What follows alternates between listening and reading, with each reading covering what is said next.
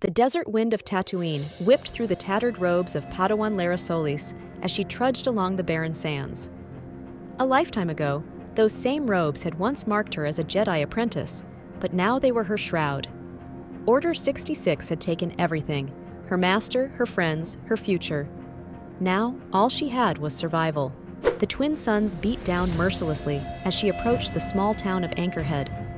Lera had spent weeks hiding in the dunes, meditating to calm her mind, but she could only evade the Empire for so long. Her rations were gone, and she needed to make contact with someone, anyone who could help. She kept her hood low, concealing her face. Even on this backwater planet, stormtroopers patrolled the streets. They were hunting Jedi everywhere, and she could feel the danger looming over her. The Force whispered warnings, but Lera had learned to mute its call.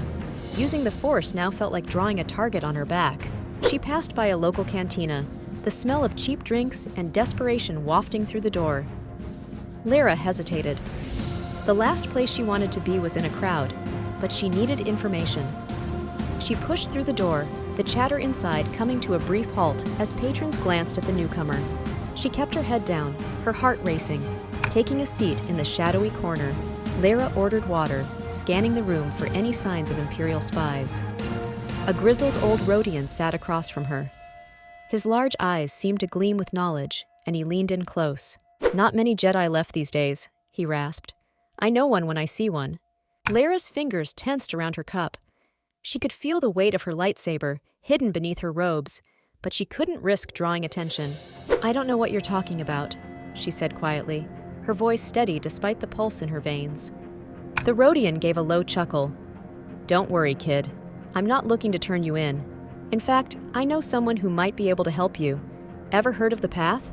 Lera blinked. She'd heard rumors about it during her months of hiding, a network of people who were helping Jedi escape the Empire. She hadn't dared to believe it was real.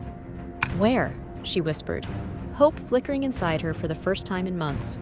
The Rodian slid a small datapad across the table. "Mos Eisley Spaceport, Docking Bay 94. Tell them Blee sent you." She nodded, careful not to show her eagerness. The galaxy had taught her that hope could be a dangerous thing, but it was all she had left.